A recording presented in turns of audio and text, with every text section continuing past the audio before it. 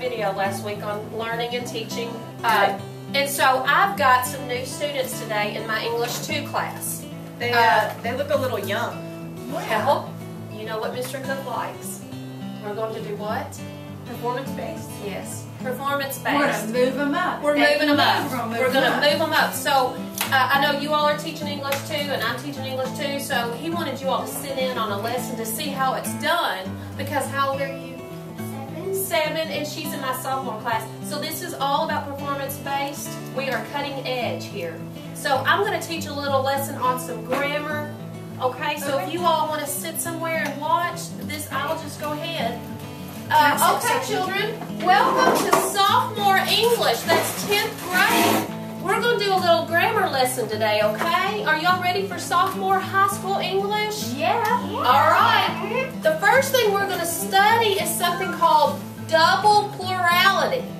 Okay, you may have heard of plurals down at that elementary school, but when you get to be a sophomore, you get to study double plurality. Okay? Yes? How do you spell that? Well, I'll write it down later because it's complicated. Okay? I know you don't write yet. So I'll get that a little later. So double plurality is when you have a word like women, okay? And it's already plural, and you make it women's. You'll say, them women's looks good over there. Have you heard of that one before? See? They don't teach it down at the elementary school. That's a sophomore thing. Have you all ever heard of the children's are playing really well together? The children's. See? They don't teach it down there. You got to move up to get that information. Okay? So we got men's and children's, and we'll learn some more tomorrow. Susan, please report to the front. Susan, to the front. Yeah, she's got to go back down to elementary. Susan does. She did too well. Now we got some irregular verbs. Y'all know what verbs are? You know what verbs are? They're action and doing. Well, we got some that are irregular. Irregular means something not right about it. Something not right about it. Okay? Now my husband taught me this one about 17, 18 years ago. He taught me this because I didn't know it. Apparently it's a sophomore thing. Okay? There's a word called squeeze. Have you ever heard of squeeze? Yeah.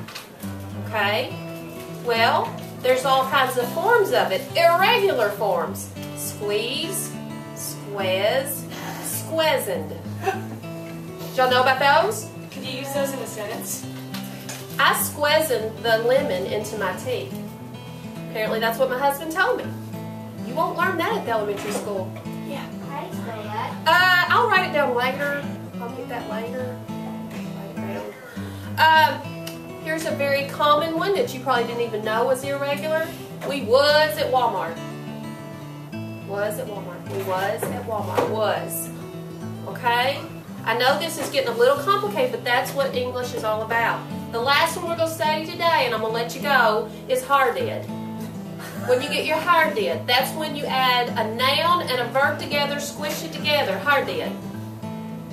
You want to try to put it in a sentence? I got my heart in the other day. Exactly. Good job. I'm telling you, this is great. Mr. Cook's going to love this. Okay, that's it for today. Thank you, kiddos.